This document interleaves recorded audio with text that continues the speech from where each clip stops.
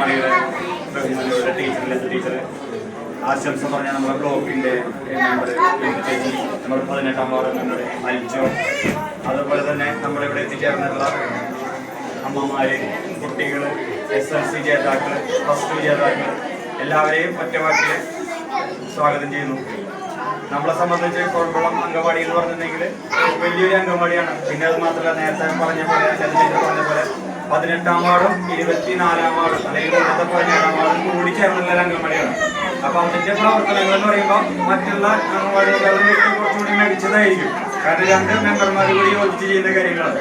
നമ്മളിവിടെ എങ്ങനെ ചെയ്യുന്നത് നമ്മൾ മുന്നേ ആലോചന ചെയ്തപ്പോൾ തന്നെ നമ്മുടെ അൽജോ പറഞ്ഞത് നമുക്ക് 2 കൂട്ടത്തിൽ സഹകരിച്ച് ചെയ്യാന്നുള്ളത്. അപ്പോൾ ഒരു സെക്ഷൻ അൽജോ അറേഞ്ച് ചെയ്തു, ഒരു സെക്ഷൻ ഞാൻ അറേഞ്ച് ചെയ്തു, ബാക്കി ടീച്ചർമാർ അറേഞ്ച് ചെയ്തു. അപ്പോൾ എല്ലാവരും കൂടിയൊക്കെയാണ് നമ്മൾ നല്ലൊരു പരിപാടികൾ അറേഞ്ച് ചെയ്തിട്ടുണ്ട്. എല്ലാ അംഗൻവാടികളും വിട്ടിട്ട് എല്ലാവരെയും നമ്മൾ വിളിച്ചിട്ടുണ്ട്.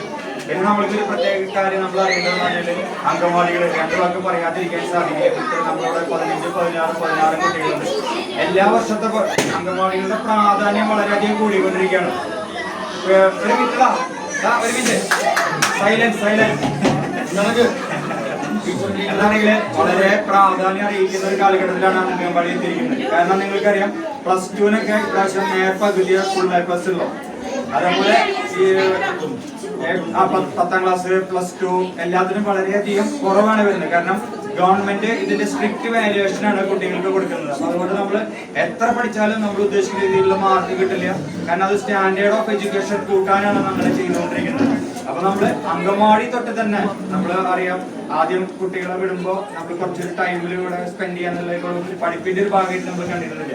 അപ്പൊ ചെറിയ കുട്ടികളായിരിക്കുമ്പോൾ തന്നെ നമ്മളും ഇവിടുന്നും നമ്മുടെ വീട്ടിൽ നിന്നും കുട്ടികൾക്ക് നല്ല രീതിയിൽ അക്ഷരങ്ങളെല്ലാം പറഞ്ഞ് പഠിപ്പിച്ച് അവരെ നമ്മൾ ഇപ്പോഴത്തെ കാലഘട്ടത്തിനനുസരിച്ചിട്ട് നമ്മള് എന്താ പറയാ കോമ്പറ്റീറ്റീവ് ഇതിലാക്കാനായിട്ട് നമ്മളെല്ലാവരും സഹകരിക്കണം. പിന്നെ ഇതേപോലെയുള്ള നല്ലൊരു അംഗൻവാടി എല്ലാ അറ്റ്മോസ്ഫിയറും ഇവിടെ ഉണ്ട്, എല്ലാവരും വന്നിട്ടുണ്ട്. അതേപോലെ അപ്പോൾ വരുന്ന കുട്ടികൾക്കും പോകുന്ന കുട്ടികൾക്കും പുതിയ നല്ല ക്ലാസ്സുകൾക്ക് ചേരാനും നല്ല ആശംസിക്കണം.